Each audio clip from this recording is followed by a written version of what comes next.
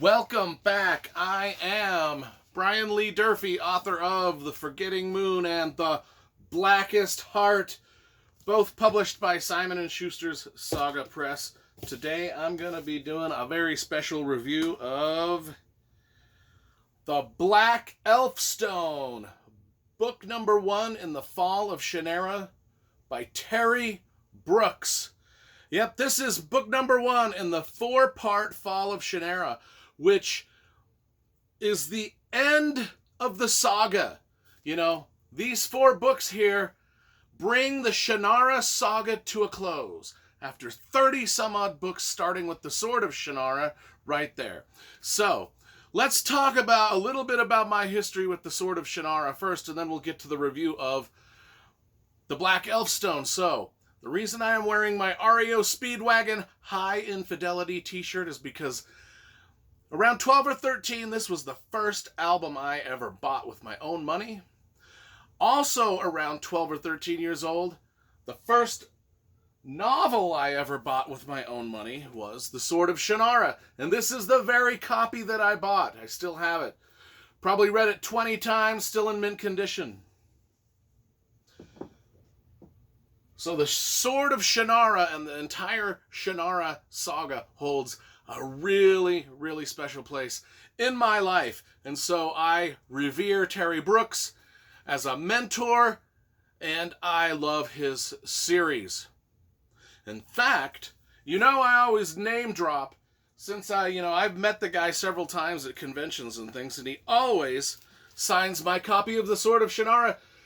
In fact, he signed it a bunch of times. Not only that, but the brothers Hildebrandt, the guys who did the original Shannara covers, they also signed my copy.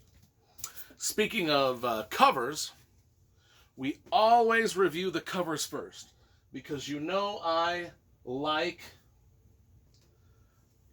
illustration and graphic design. So let's look at the, I got 2 copies. I got the little paperback and I got the hardcover, right? In fact, I got the entire Shannara series in hardcover down here. My Shannara shelf. Oh, baby, man, that's a beautiful shelf right there. Anyway, let's take a look at these covers. You know, I love the Hildebrandt covers. I love the Keith Parkinson covers. I love the Daryl Sweet covers. I love the Shannara covers for the most part in this very last series. The covers were done by a illustrator by the name of Mike Bryan, and they're good. I like them. Yeah, they're kind of like Photoshop kind of things, but they really stand out. I love the typeface and the font that we've used, and every single book in the 4-book series looks real nice together on the shelf. A very consistent look. So, thumbs up on that. And everybody needs to buy 2 copies of their favorite books. You just do. Sometimes I even get the Audible version, and I got 3 copies. But anyway, let's talk about The Black Elfstone, the first book in the final Shannara saga. Man, it starts off with a bang. Starts off right where I want to start my fantasy novels off in, and that is a dark, smoky tavern where a dude, an assassin, is kind of hiding out in the corner of the tavern, just not wanting to be seen, but he's got to meet some people because they're going to give him an assassination job, right? So he's doing a deal with darkness in here, because the people that show up to give him this assassination job, man, they ain't good people, and they want him to go kill somebody that may or may not be able to be killed. They want him to go kill a druid that lives in the Castle Paranor. And if you're familiar with the Shannara saga, you know that the Castle Paranor plays a huge role in all the Shannara books, as do the druids.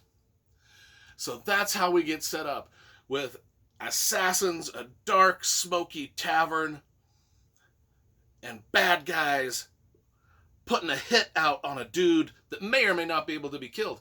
And they say if you don't kill him, bad things will happen to you and yours. So the assassin is like, well, better kill the guy. Then we get involved with a whole host of other great Shannara characters. Like some of my favorites so far in the series, like Tarsha and her brother Tavos. Tarsha has the wish song.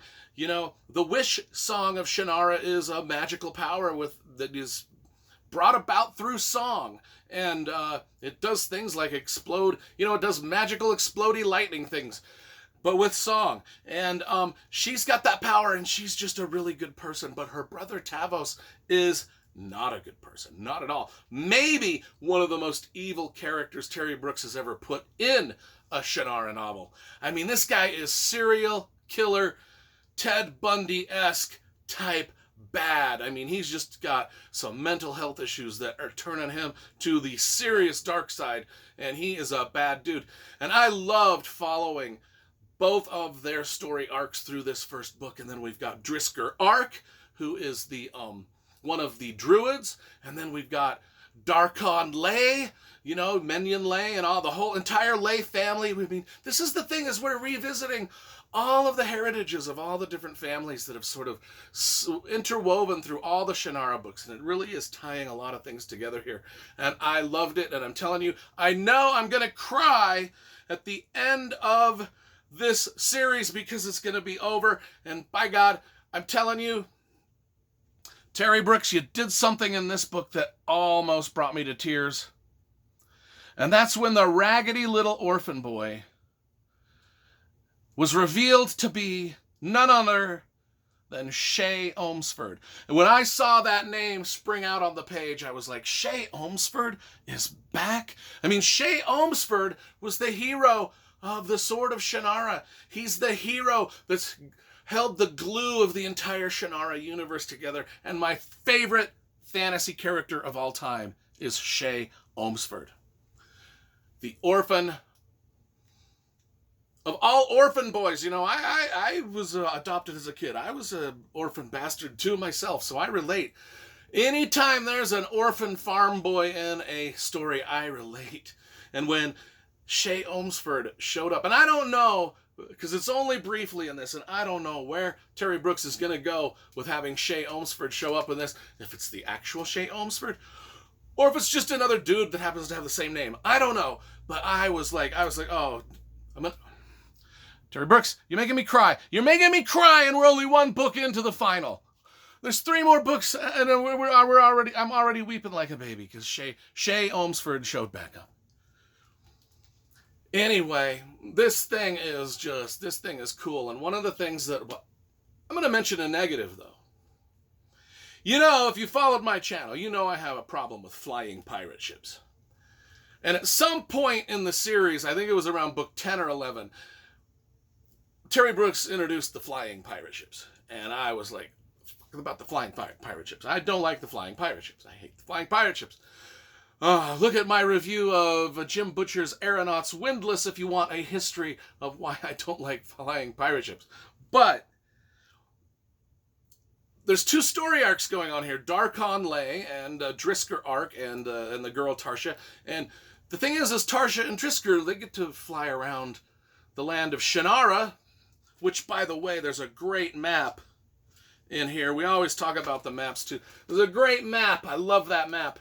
And they get to fly around in magic pirate ships, so they get to just whisk back and forth across the land. Meanwhile, poor Darkon Lay doesn't have a magic pirate ship. He's got to climb cliffs and hike through forests and go. I mean, he's got to cross lakes the old-fashioned way with a rowboat and hike through forests and under caves. I mean, he's got to. But meanwhile, these are the people that have flying pirate ships. One of the reasons I don't like flying pirate ships is it just makes travel too easy. I enjoy when my characters have to have a little bit of a hard time traveling. Now, this is a me problem.